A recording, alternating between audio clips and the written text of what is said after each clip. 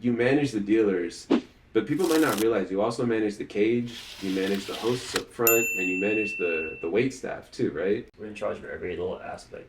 Something goes wrong in the bathroom, so you flux because someone was extra. Do you have any crazy story about having to deal with something in there? Oh man, anything ever happens in the restroom, we, the floors, not the dealers, we go in there, we'll fix it. Or do our best to fix it. Right. So plunger, I mean every floor, that's the thing. The thing with the floors, we do every aspect of the job. You'll see us in a suit, we're literally in the restroom with a plunger.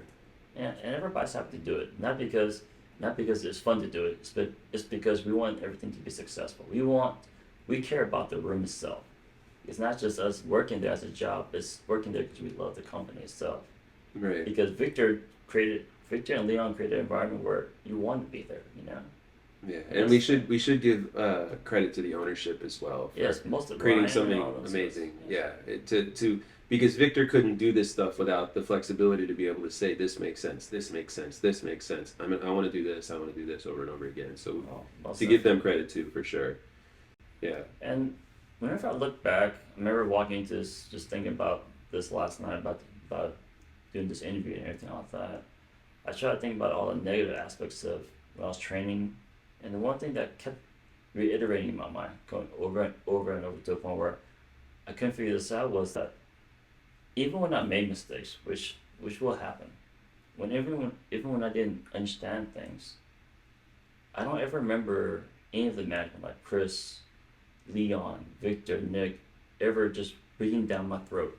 They're like, how can we help? They've always been, how can we help? I mean, think about that. Their teaching method is, how can we help to make you a better person, a better manager, a better dealer, better whatever aspect you're trying to learn. Well, a lot of it too is you get what you put out. You know, you get back what you put out, and you are somebody that has a mentality and a vibe where you're just being genuine. Like you just want help, and they see that and they're able to reciprocate it. If somebody that works at Texas Card House Dallas today doesn't actually feel that, if they just make a little adjustment in themselves where they can slow themselves down and not worry about and create outcomes that they think are going to happen in their head and just be more simple about it and like do the job and try to learn and do the job and try to learn, it creates an amazing environment for that person. Yeah, absolutely. And the opportunities have always been there. I'll give you a perfect example. A while back, Victor pulled me to the side, totally random, never expected just to be sitting down at a table. He asked me, what are your long-term goals? And I'm like, yeah, I'm gonna do it right now. I'd like to become a shift manager. And how high do I want to go? I don't know. That answer I don't know. But what I do know is that I know what my next step is. It's the fact that he took the time before I was forced to ask him. He said, well, this is where you currently are. This is where you're saying where you want to be. This is where you want your schedules to be. Let's see what we could do as opportunities open up. I mean, he sat there and took the time to talk to me ahead of time. And he told me about his experiences. The fact that when he was working in the industry, it was hard for him to ever move forward because he never knew if there was an opportunity for him. Right. Victor sat down and told me, there is an opportunity for you. As opportunities open up, you are considered. I mean, think about that. It's the fact that I know there's more doors that are possible for me. Which can be hard in the casino industry. There are definitely places that they have politics that determine who gets what position, etc. And it doesn't need to be like that. That's awesome that you were able to get that feedback, and there's a lot of truth in it, you know. And it's really cool to hear that and see that. I'm thinking of like, I struggle because I don't want to name any places that I'm thinking of that are not Texas Card House in a negative way. I'm trying not to do that, but I think it's important to say, like, the right person doesn't always get the job in some industries. In Texas Card House Dallas, it's just not the case.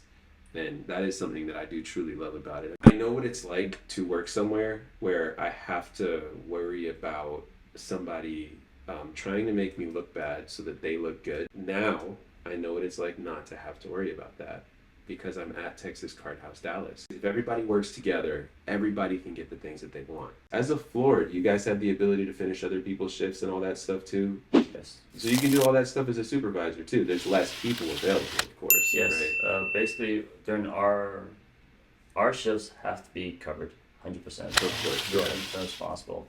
Now, if another supervisor, another floor says, hey, can you maybe finish my shift for whatever reasons, or can you cover my shift? We could switch around, or I could finish their shift, which I'm always available for at all times. So That's that's not. This is not meant to be an advertisement like that. But that's really funny. There's a process that I go through in my head that I'm curious if you go through. Maybe you do this already, where I am thinking through in advance what could happen. I'm simulating it out in my head, and I'm preparing for what could happen for the next 30 to 60 minutes. And at first it's tiring, and then after getting used to it, it's relaxing because then nothing goes wrong for the most part. Does that even mean anything to you when I say that? Like, do you know what I'm talking about by like simulating something out in my head? Whether I'm running the rotation, like when I'm running the rotation, I'm usually an hour or 2 hours in advance. me too. All right, excellent. So and that just means you have good training, honestly, too, or maybe it's your personality. A lot of training came from Victor, because I remember when I was doing my first rotation, nervous as could be, he put me Right. on one of the business days, and I literally brought him a sheet of paper with the rotation for Saturday with the number of dealers I had. Said, this is what I'm planning to do. What do you think? Right. I mean, nervous. I mean, you have to understand, he's putting me in charge of a room on the business day. Yeah. I mean, that's a big responsibility, and that's someone that. But he was there if you had any questions Yeah, and all that stuff. Victor and Leon, Nick, they're always there 24/7. I've texted them literally at 3 a.m. in the morning on their private cell phones. First thing, within a matter of seconds, response. I mean, where did you get that? When I went to Victor's office, I know he was really busy. He took the time. He literally moved away from his computer and went through the entire rotation with me and said, this looks pretty good. Have you calculated the number of dealers? Have you anticipated the number of tables? I mean, we went through A's and B's, the whole 9 yards, and it was pretty amazing.